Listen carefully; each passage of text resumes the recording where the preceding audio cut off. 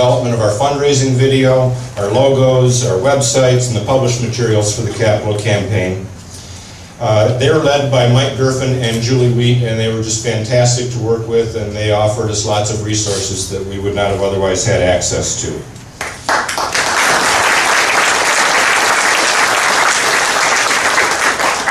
Just this past week, on Wednesday, we had 25 employees from Pfizer engaged in their United Way Day of Caring project out here.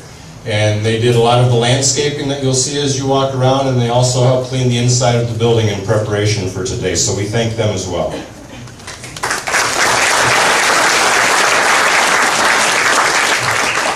Whenever a building project occurs, there are three legs to the support of such. We have King Scott, the CSM Group, and PNC Bank to thank. King Scott was led by Bob McGraw and Mark Rhymes, and Bob was with us from the very beginning, and he saw this building, the former Moose Lodge, and knew that we could turn it into the facility that we needed. So he was able to look at the existing building and insert everything that we needed into the footprint of this building. And then he was able to add more beyond that. The CSM group was led by Todd McDonald, Amanda Mason, Tom Stanek, and Julie Byrne. The staff of CSM were able to take the design work of King Scott and put all the pieces together and turn it into a reality. Amanda Mason especially was great to work with, and I cannot count the number of times that Amanda came forward with a new article about autism that the rest of us hadn't seen. She's responsible for building a building, but she took it to heart, and I think by now she has a degree in autism research. Amanda, where are you sitting today? Right back there.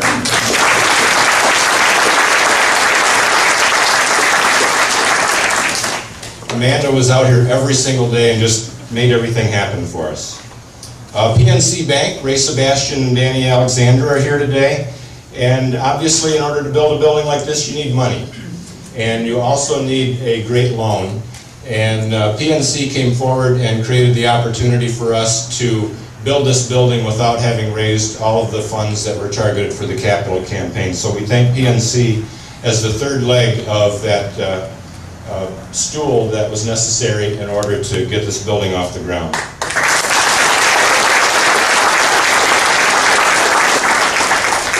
Also want to acknowledge all the people who came together for the planning of the building and the programs at the forefront.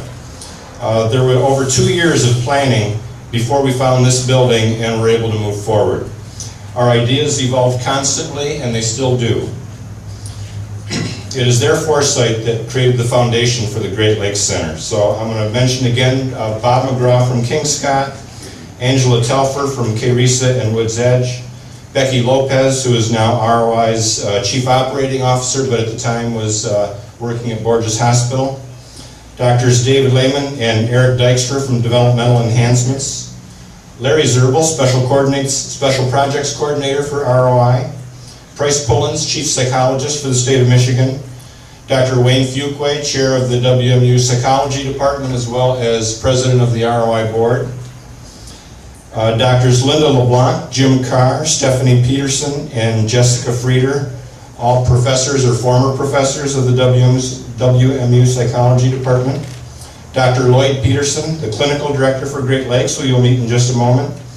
And Bev Reed and Susan Claiborne, who are Program Directors for ROI and were actively involved in the planning process. Going forward, we have many partners that we want to work with and are already working with. First, the WMU Department of Psychology will provide clinical expertise, and their students will receive great opportunities to learn about and work with students with autism. Together we'll generate research that increases our understanding of the best methods of treatment for people with autism, and that research will benefit children around the country, if not around the world.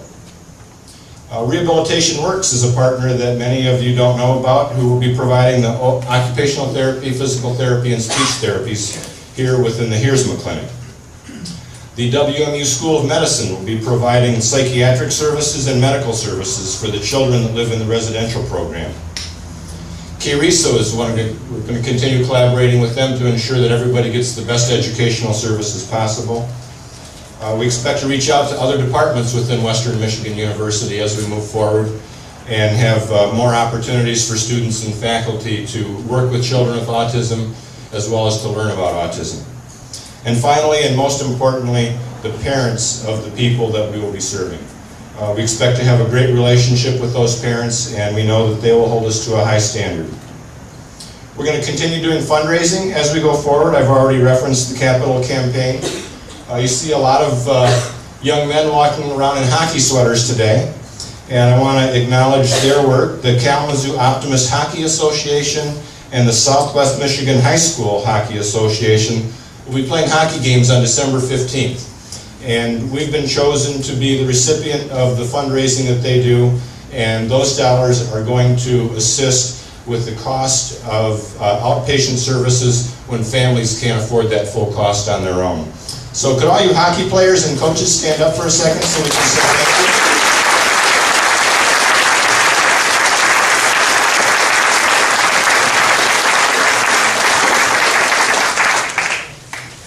As you walk around the building, you'll see that we still have plenty of equipment needs. If you know of anyone or you yourself are in a position to assist us with the purchase or attaining of that equipment, we would love to talk with you afterwards. So now this is a celebration, obviously, but let me suggest that we really haven't accomplished anything yet. Until we start helping children and their families, all we've done is build a building. We will hold ourselves accountable to a high standard for the progress of the children, and we expect the community to do the same.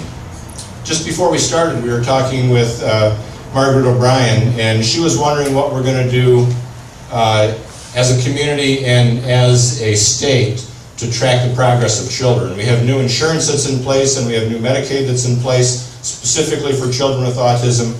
And we need to make sure we've got a good system in place for tracking the progress of those children and ensuring that they're making the progress that we all expect them to make. Today we're already serving one child. We've been serving him since the middle of June, and we expect to serve about 150 children annually. Will 50% of them lead lives as though they never had autism? We don't know that yet, but we do want 100% of these children to experience wonderful growth and to live long, happy lives. We know what we need to do, and you've given us the resources necessary to do it. Now it's time to put those resources to work so that we can help children grow and prosper. That is it for my comments. I would like to introduce you to the Clinical Director for Great Lakes Center for Autism and Research, Dr. Lloyd Peterson.